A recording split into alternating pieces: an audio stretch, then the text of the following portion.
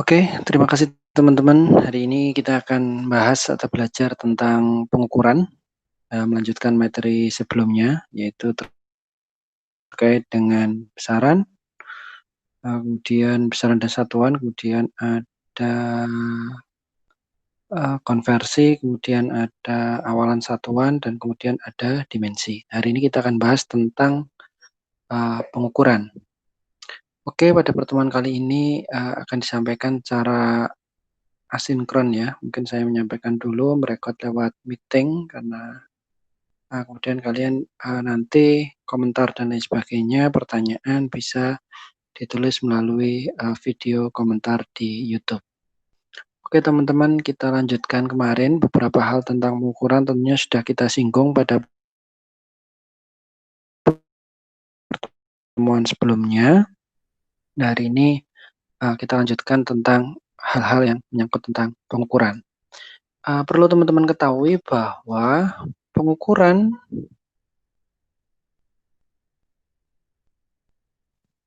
kemarin sudah kita bahas, pada dasarnya pengukuran adalah membandingkan nilai besaran fisis. Jadi pengukuran itu prinsip dasarnya membandingkan. Membandingkan dengan apa? Membandingkan nilai besaran fisis dengan alat ukur. Nah, tentunya alat ukur ini adalah alat ukur yang sesuai. Jadi kalau kita mau mengukur massa, ya tentunya kita pakai alat ukur massa. Misalkan pakai neraca atau mungkin pakai timbangan lengan, neraca Ohaus, neraca digital, dan berbagai aplikasi lainnya. Pengukuran dalam ilmu fisika atau dalam ilmu yang lainnya adalah sebuah hal yang penting, gitu ya. Karena dengan pengukuran ini tentunya akan diketahui secara pasti. Dalam ilmu fisika juga diketahui bahwa eksperimen itu adalah pembuktian dari teori. Ketika dalam teoritis tidak bisa dibuktikan secara eksperimen, secara otomatis bisa dikatakan bahwa teori itu gagal, gitu ya. Oke teman-teman, ada banyak aspek dalam pengukuran. Misalkan ada ketepatan, beberapa kemarin sudah kita bahas ya. Ada kalibrasi alat, ada ketelitian, ada kepekaan atau sensitivitas. Nah, ini dikaitkan dengan kemampuan pengukuran sebuah alat ukur. Oke teman-teman, kita lanjutkan. Jadi sudah disampaikan, jadi dalam pengukuran, ini penting ya, dalam pengukuran diperlukan alat yang sesuai. Nah, kayak gitu, alat yang sesuai dengan fungsinya tentunya, bukan hanya fungsinya ya, tapi juga dengan kemampuan pengukurannya. Nah, kayak gitu, misalkan panjang. Nah, maka alat ukurnya kita menggunakan alat ukur panjang. Alat ukur panjang itu banyak sekali, dari penggaris, dari jangka sorong, dari mikometer sekrup, itu ya, dan banyak hal lainnya tentunya yang bisa digunakan. Dan tentunya masing-masing alat itu punya kemampuan pengukuran yang berbeda, nah, gitu, termasuk ketelitiannya dan banyak faktor lainnya. Nah, selain itu misalkan kita mau mengukur massa, kita juga pakai alat ukur massa. Nah, alat ukur massa ya kayak tadi saya sebutkan di awal ya, sudah ada timbangan, neraca digital, neraca lengan, neraca Ohaus, dan lain sebagainya. Nah, alat ukur yang lain juga bisa alat ukur waktu, itu seperti jam, stopwatch, jam pasir, dan lain sebagainya. Dan alat ukur volume mungkin ya bisa gelas ukur, atau mungkin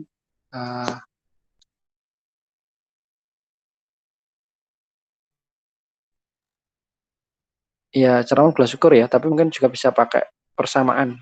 Ketika memang nggak punya gelas ukur, ya kita punyanya apa? Misalkan punyanya timbangan gitu, kita ukur massanya dulu, dan kita tahu data massa jenis. Nah, kita kemudian mencari volumenya. Kalau itu perpaduan ya antara perhitungan dan pengukuran. Oke teman-teman, kita lanjutin ya.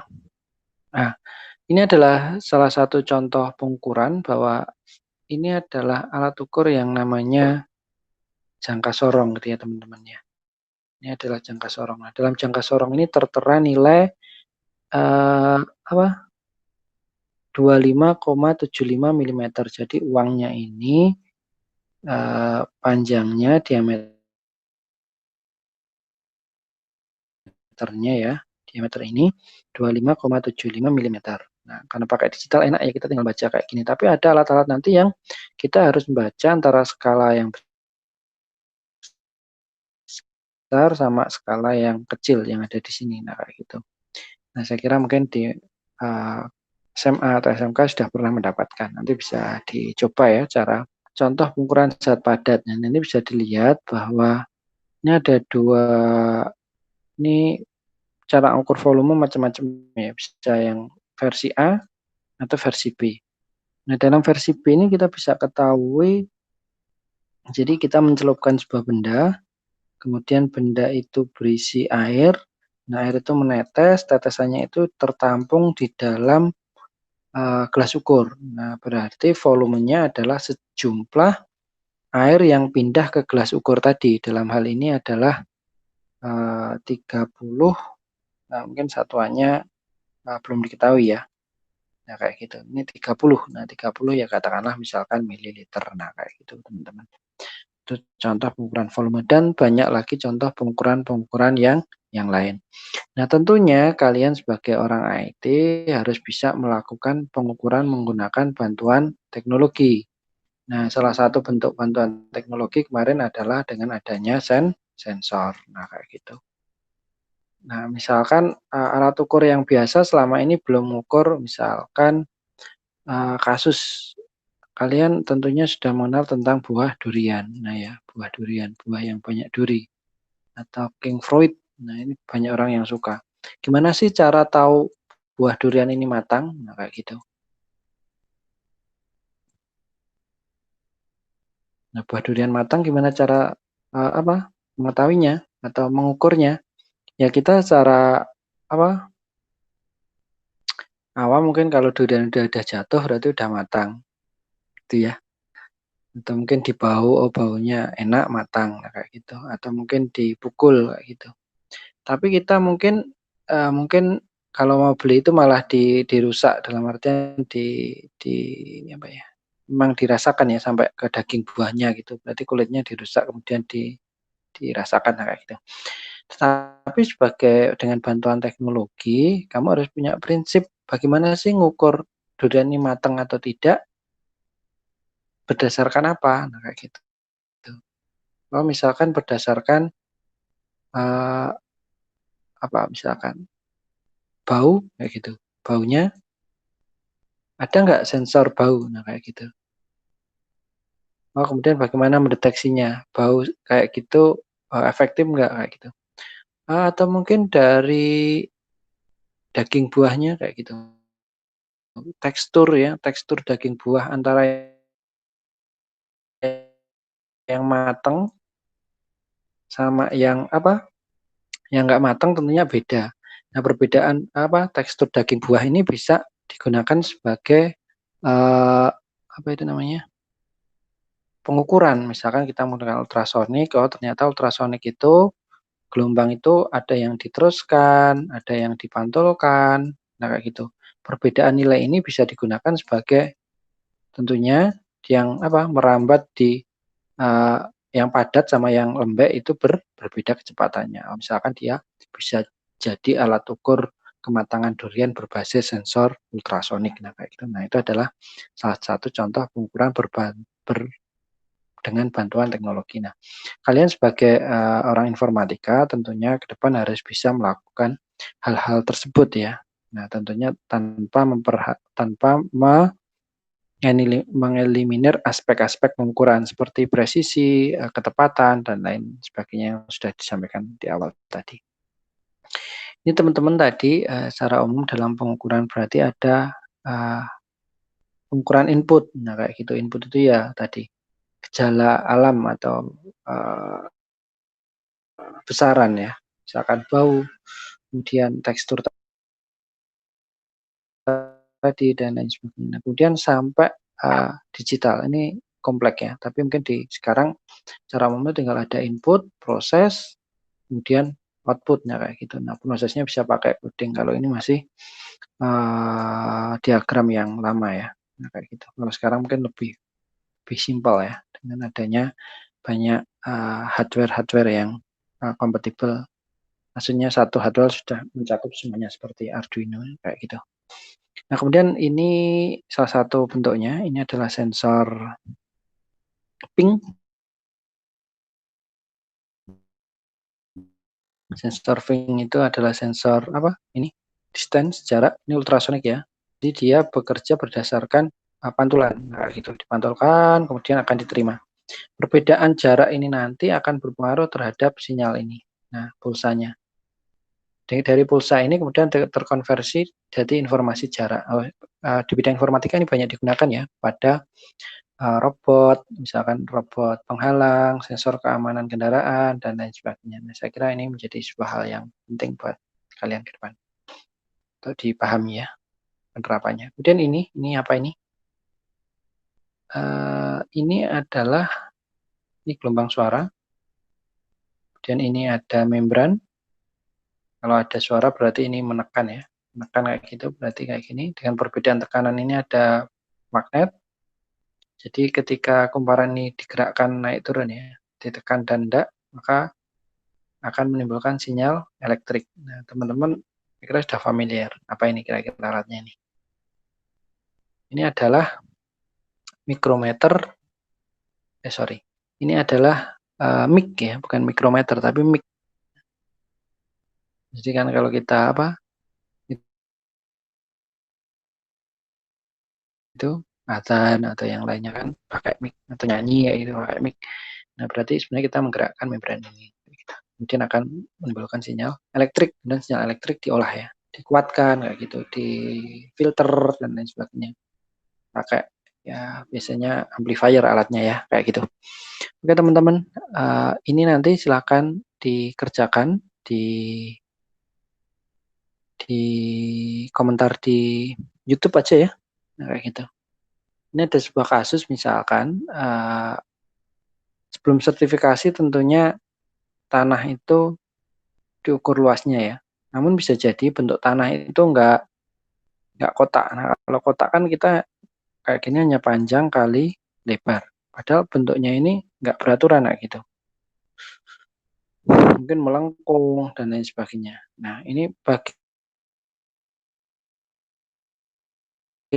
bagaimana konsep. Nah, kalian tentukan aja konsepnya. Bagaimana konsep menentukan luas tanah yang tidak beraturan ini. Silakan nanti kamu bisa menuliskan di komen konsepnya menentukan luas tanah yang tidak beraturan tersebut. Nah, mungkin ilustrasi tidak beraturannya seperti pada gambar yang ada di sini.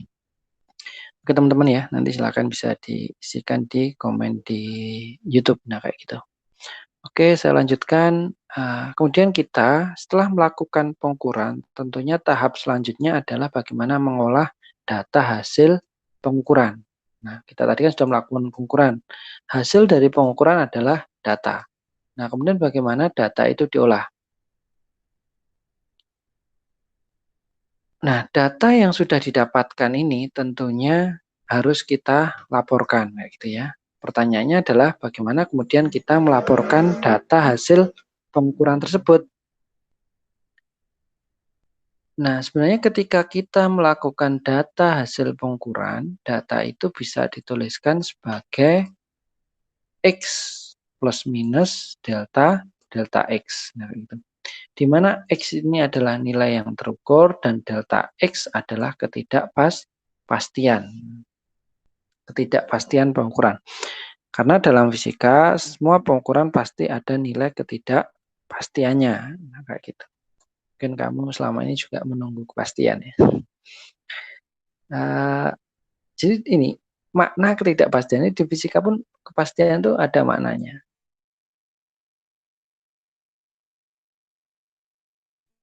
Makna ketidakpastian ada maknanya ya. Jadi sebenarnya ketika dugaan terbaik nilai terukur adalah X. Nah, gitu. Kita menduga. Ukur panjang, dugaannya berapa? 1 meter. Misalkan kayak gitu. Tapi sebenarnya nilai yang benar itu berapa kita tidak tahu.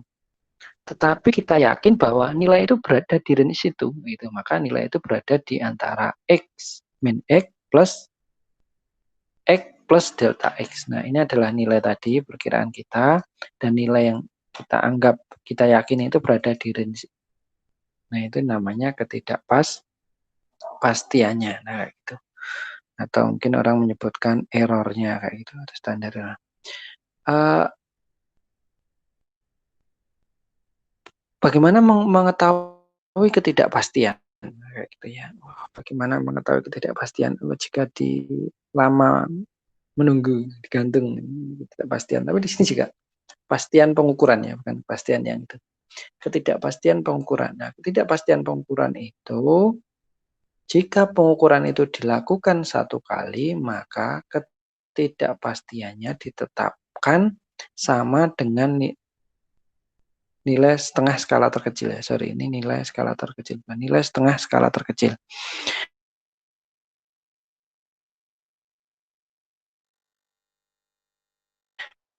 Mungkin istilah terus ya. Misalkan Mister 30 derajat tadi 30 cm atau milimeter.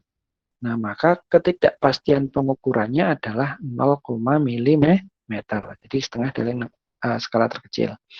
Misalnya kita jika mengukur mistar dengan panjang 155 mm, maka kita melaporkan dengan data menjadi 155 plus minus 0,5 mm. Di mana 0,5 mm ini adalah ketidakpastiannya. Nah, kayak gitu ya teman-teman ya. Oke, kita lanjutkan. Di sini kita lihat bahwa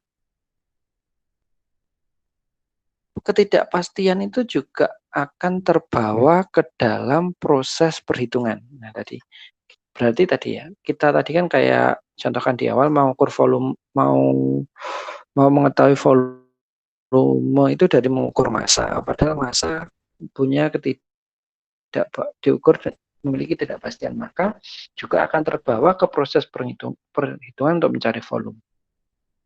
Nah, sebagai contoh ini ketika kita mengetahui sebuah balok, kita ukur balok ya, ada panjang, berarti panjang nanti memiliki ketidakpastian juga, ada lebar memiliki ketidakpastian, dan tinggi memiliki ketidakpastian, maka volume itu sudah kita ketahui bahwa perkalian dari tiga besaran tersebut.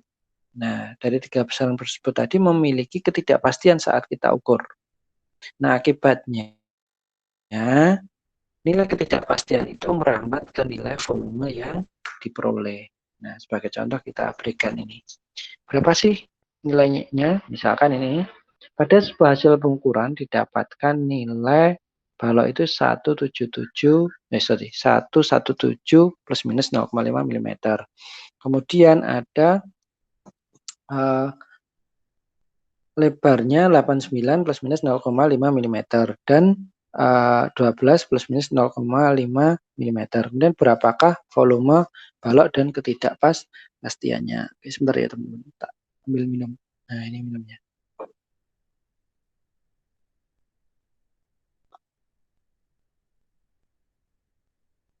Oke, nah dari sini kemudian kita berapa volume balok dan ketidakpastiannya. Maka kita tahu bahwa tadi volume balok tadi didapatkan dari hasil perkalian, maka volume itu ya X kali Y kali Z, atau tadi ya panjang kali lebar kali tinggi. Nah, kayak gitu. Nah, kemudian X tadi panjang, Y lebar, Z tinggi. Kemudian turunan parsial dari P, turunan parsial mungkin kamu sudah belajar ya, bahwa dV tadi V itu adalah fungsi X, Y, Z ini diturunkan terhadap X, maka hasilnya adalah Y, Z. Y, Z itu dianggap nilai konstan. Kemudian ketika dV ini diturunkan terhadap Y, maka hasilnya adalah X, Z. Nah, kayak gitu. Kemudian dV ini diturunkan terhadap Z, nah maka hasilnya adalah XY. Nah, kayak gitu teman-teman ya, bisa dipahami ya. Ini turunan parsial. Jadi ketika fungsi ini V, fungsi XYZ di mana XYZ diturunkan terhadap X, maka X ini dianggap variabel, YZ itu dianggap konstan, maka hasilnya menjadi YZ. Misalkan DAT, DT, berarti hasilnya adalah A. Kayak gitu ya, teman-teman ya. Nah, dari sini kemudian kita tahu tadi hasil ketidakpastian volumenya akan menjadi bahwa dV dx tadi, dV dx hasilnya YZ. Nah, kali delta X. Kemudian dV dy delta Y, dV dz delta Z, di mana hasilnya yang tadi. dV dx itu YZ, kemudian delta X itu ketidakpastiannya. dV dy itu XZ, kemudian delta Y ketidakpastiannya. Di ketidakpastian Y ya, dalam artinya ketidakpastian lebar. Kemudian dV dz XY hasilnya dan ketidakpastian tinggi AZ. Maka hasilnya adalah tadi Y-nya dimasukkan ini nilainya ya. Bahwa ini Y 89, Z 12, kemudian delta X tadi ketidakpastian untuk panjang tadi 0,5.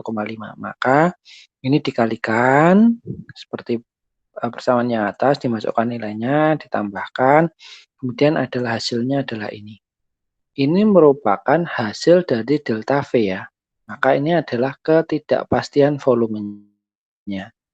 Ini baru ketidakpastian volumenya. Lah, berapa volumenya? Nah, kalau volumenya berarti ya X kali Y kali Z tadi. Dengan kata lain adalah 89 kali 12 kali 117. Nah, hasilnya adalah ini teman-teman. Jadi hasil volume dan ketidakpastian volumenya adalah 124,959 plus minus 1757 mm pangkat 3. Oke gitu ya teman-teman ya. Saya kira paham. Nanti kalau nggak paham bisa ditanyakan di YouTube ya. Oke teman-teman, kita lanjut. Tadi pengukuran itu hanya dilakukan satu kali. Kemudian bagaimana ketika pengukuran itu dilakukan berulang? Apa sih fungsinya pengukuran berulang ini?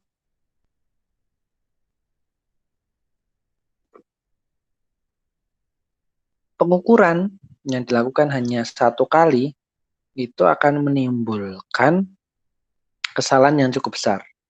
Nah, maka untuk memperkecil kesalahan biasanya dalam fisika dan lain sebagainya pengukuran itu dilakukan berkali-kali. Nah, nanti akan kita bahas kalau pengukuran dilakukan secara berkali-kali itu bagaimana penyajian datanya. Nah, kayak gitu, bagaimana pengolahan datanya dan lain sebagainya. Nah, untuk memperkecil, jadi kalau sekali itu besar ya, berarti ketidakpastiannya adalah tadi tergantung alat ukurnya. Nah, kemudian untuk memperkecil ketidakpastian, maka pengukuran itu dilakukan secara mana nih kursornya? Pengukuran dilakukan secara berulang.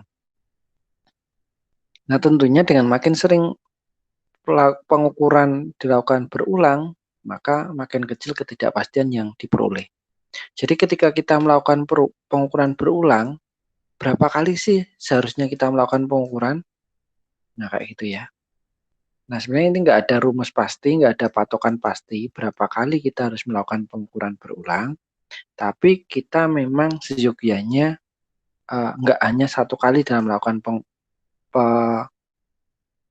pengukuran ya, biar mengurangi margin tadi atau mungkin error kayak gitu ya, nggak pas dan lain sebagainya itu bisa punya nilai pembanding. Nah, gitu. Tapi haruskah 100 kali, 1000 kali? Nah, itu tergantung ya kayak dalam pengujian informatika lah. Kalau terlalu kecil itu ya mungkin salah tapi mudah, tapi kalau terlalu banyak itu mungkin baik banget tapi susah. Nah, kayak gitu. Maka yang paling baik adalah yang sedang-sedang saja. Nah, kayak gitu ya. Di tengah-tengah lah posisinya. Tapi kita juga bisa yakin karena nanti pada dasarnya ukur itu juga dikaitkan dengan keyakinan. Berapa sih nilai yang akan saya catat gitu. Kayak gitu ya. Nah, kemudian bagaimana selanjutnya caranya kita melakukan pengukuran secara berulang. Nah, ini teman-teman, misalkan pengukuran berulang itu pertama akan didapatkan data X1, kedua didapatkan data X2, ketiga didapatkan data X3 sampai ke N didapatkan data ke Xn ya. Sehingga ini nanti akan sangat banyak sekali data. Kemudian dalam melakukan pengukuran data ini ya, jarang sekali kita mendapatkan hasil yang sama. Nah, kemudian nilai apa yang kita laporkan? Nah, salah satunya adalah yang kita laporkan adalah nilai rata-rata. Nah, itu ya. Apa nilai rata-rata saja? Ya enggak, berarti nanti nilai rata-rata X bar plus minus variansi. Nah, kayak gitu. Sorry, variansi gini. X bar plus minus variansi. Nah, bagaimana mencari rata-rata? Nah, saya kira teman-teman sudah tahu ya. Cara mencari rata-rata X bar atau X ini ya, fungsi ini adalah jumlah data X1 plus X2 dan seterusnya ya, sampai Xn dibagi N. Nah, kayak gitu. Misalkan kamu punya 10 data ya, data itu dijumlah, kemudian dibagi 10. Nah, maka itu namanya adalah rata-rata. Jelas ya teman-teman ya. Nah, bagaimana ketika mencari ketidakpastiannya? Nah, ketidakpastian pengukuran ini digunakan dengan nama variansi. Mungkin kalian sudah pernah dapat materi statistik ya. Ada mean, modus, modus, kemudian apa lagi? Median dan lain sebagainya itu. Nah, itu salah satunya berkorelasi dengan bagaimana kita menyajikan data hasil pengukuran yang ada di sini. Kemudian variansi ini didefinisikan sebagai variansi kuadrat ya, berarti data dikurangi rata-rata tadi dikuadratkan. Jadi variansi adalah jumlah data itu ya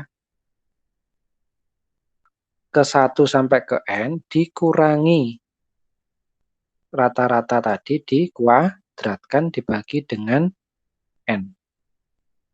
Nah, ini adalah variansi kuadrat. Kalau variansinya berapa? Ya berarti nilai ini di akar. Nah, kayak gitu ya. Itu yang perlu teman-teman ketahui. Berarti tampak dari sama di atas, nah, rata-rata selisih data terukur dengan nilai rata-rata. Berarti kita harus mencari apa nilai-nilai ini. Nah ya, nilai data dikurangi pertama, dikurangi rata-rata, dikuadratkan, ya, ditambah data kedua, dikurangi rata-rata, dikuadratkan, ditambah, dan seterusnya. Sampai data ke N dibagi N. Nah, pengerjaannya bisa manual, bisa pakai kalkulator, bisa juga pakai Excel. Nanti bisa kita contohkan pakai Excel. Nah, penyajiannya nanti yang kita laporkan bentuknya adalah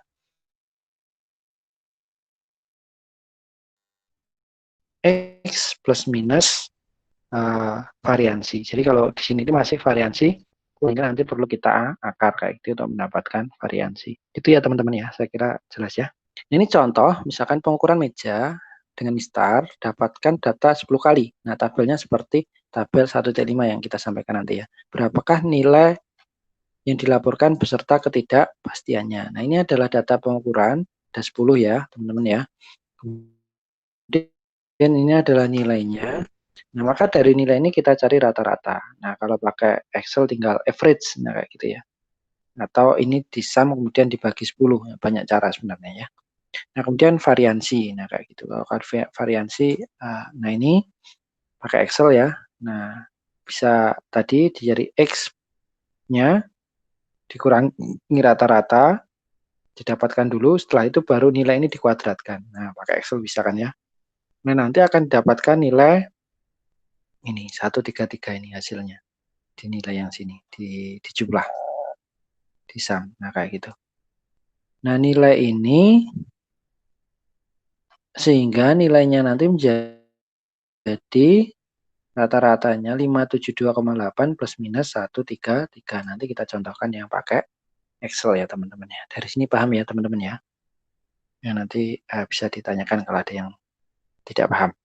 Oke teman-teman. Nah selanjutnya setelah tadi ada data yang dilakukan sekali bagaimana menampilkan pelaporannya dan ada data yang dua kali atau berulang bagaimana menyajikan datanya berarti menggunakan rata-rata dan variansi dengan rumus yang tadi.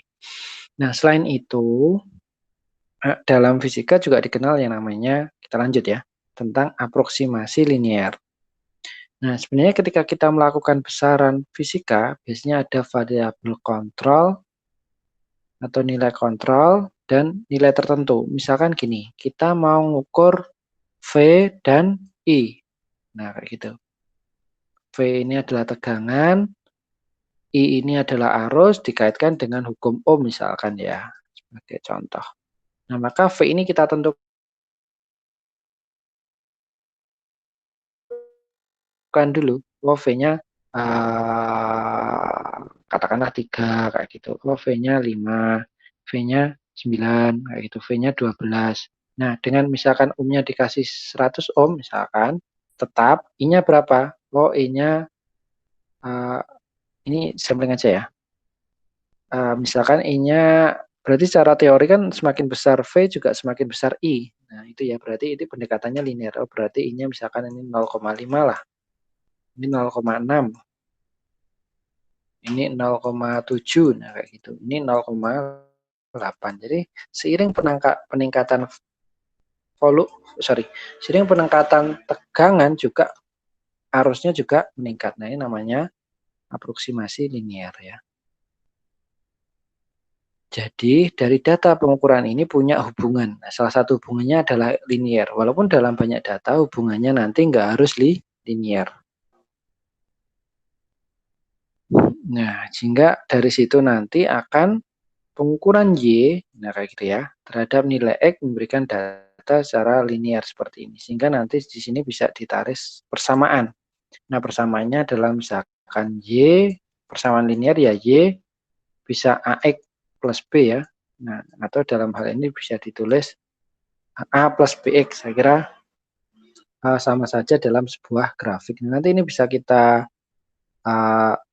cari lewat Excel, nanti kita contohkan. Termasuk nanti teman-teman di akhir silakan mengerjakan kuis. Nah, kuisnya juga ada sampling kayak gini. Jadi teman-teman bisa mencobanya lewat Excel. Nah, misalkan seperti ini. Ada data hasil pengukuran ini ya.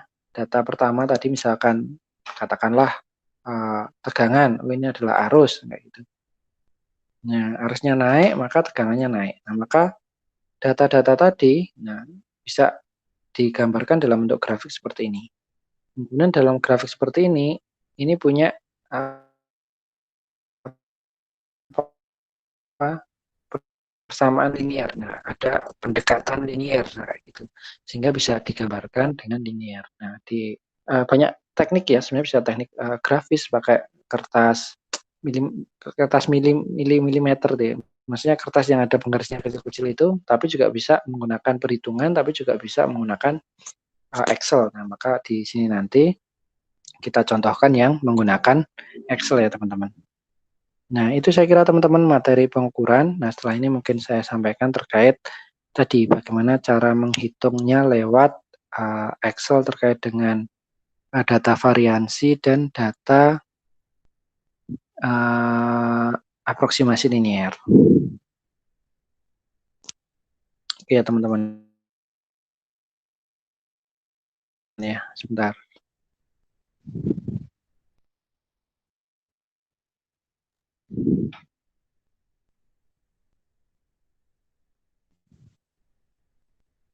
Oke, kita ganti dulu di file Excel. File Excelnya ketutup.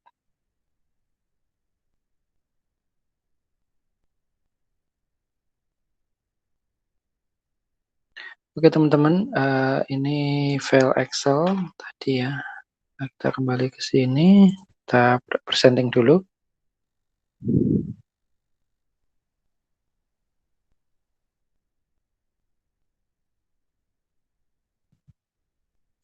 Malah error teman-teman. Oke. Nah, ini adalah data Excel teman-teman ya. Bisa kelihatan nggak? Saya kira bisa ya. Saya besarin. Ini tadi data tadi contoh ya. Nah, ini tadi yang di soal bahwa ini adalah data. Nah, kayak gitu. Pengukuran pertama sampai 10. Kemudian ini adalah datanya. Nah, maka banyak cara, misalkan untuk nyari rata-rata kita juga pakai B4. B4 itu kita sum, jadi data-data kita jumlah. Setelah itu dari hasil penjumlahan kita sum itu kita bagi 10. Nah, kayak gitu. Atau mungkin teman-teman juga bisa langsung average ya, sama dengan average. Nah, kayak gitu. Dan di select datanya. Dan di apa? Aduh, enter. Nah, ini sorry teman-teman, ini sudah dapat nih. Nah, ini. Nah, ini juga sama, pakainya average. Nah, kayak gitu. Mencari rata-rata, tapi itu baru mencari rata-ratanya ya teman-teman ya. Kemudian untuk mencari variansi tadi berarti dari rata-rata ini, jadi kita ini dibagi rata-rata, dikurangi rata-rata. Nah, kayak gitu. Kita klik-klik kayak gitu aja. Kita tarik ke bawah, nah kayak gitu. Nah, biar cepet. Kalau di Excel bisa kayak gitu. Bisa ditarik ke bawah, tandanya plus kayak gini, tarik ke bawah nanti sudah dapat. Kemudian di sini, ini dikuadratkan. Nah, kayak gitu ya. Dikuadratkan ini. Nah, ini kan ini dikuadratkan, jawabannya I kuadrat. Karena tadi variansi itu adalah jumlah, maka kita jumlah. Nah, kayak gitu ya. Nah, ini hasilnya. Hasil penjumlahan dari atas ini tadi. Hasil penjumlahan tadi masih perlu dibagi banyaknya data. Tapi ini masih dalam variansi kuadrat. Setelah banyaknya data baru kita akar kuadrat ya, SQRT ini rumusnya kalau di dalam Excel. Nah, dari situ kita dapat rata-rata sama variansi ya. Nanti bisa dicoba di kuis ya. Boleh dikerjakan pakai Excel teman-teman ya. Oke teman-teman, kemudian lanjut di bagian mana tadi? Oh, sorry. Nah, misalkan ini ada data tadi. Bagaimana ini misalkan ada data persamaan ya. Persamaan yang kayak di contoh tadi. Bagaimana persamaan ini melihat aproksimasi linearnya. Jadi kita membuat grafik teman-teman. Jadi kalian select aja datanya di Excel. Kemudian dari data di Excel yang kamu select itu kamu insert, kamu pilih grafik, salah satunya misalkan scatter ini, nanti akan muncul kayak gini. Nah, dari sini mungkin bisa kamu rapikan, misalkan dari memilih, oh ini ya, minimumnya misalkan, itu datanya berapa sih? Katakanlah, kelihatan, oh katakan 80 lah ya. Oh kayak gini 80, oh yang di sini 60, enggak gitu. Minimal ya, biar agak rapi kelihatan datanya. Ini kelihatannya, misalkan kayak gini. Mirip-mirip dengan tadi ya. Dengan seperti ini, bagaimana data ini kemudian kita bisa lihat persamaannya. Maka kita tinggal klik kanan, di sini ada trend line. Dari trend line kemudian kamu pilih linear. Ini ya linear. Setelah pilih linear, kamu pilih display equation on chart. Nah, kayak gitu. Maka otomatis di sini sudah muncul apa? Kelihatan ya. Sudah muncul persamaannya. Maka pilih apa? Display equation on chart, kemudian akan muncul persamaannya. Nah, persamaan ini yang dikatakan Y sama dengan AX plus B tadi, atau Y sama dengan A plus BX di persamaan di materi tadi. Saya kira itu teman-teman untuk materi pengukuran kita kali ini dan penyajian data, harapannya bisa memberikan manfaat, ilmu. Terima kasih. Selanjutnya setelah ini bisa kalian kerjakan kuisnya ya. Oke, kalau ada pertanyaan bisa dituliskan lewat YouTube. Terima kasih teman-teman. Assalamualaikum warahmatullahi wabarakatuh.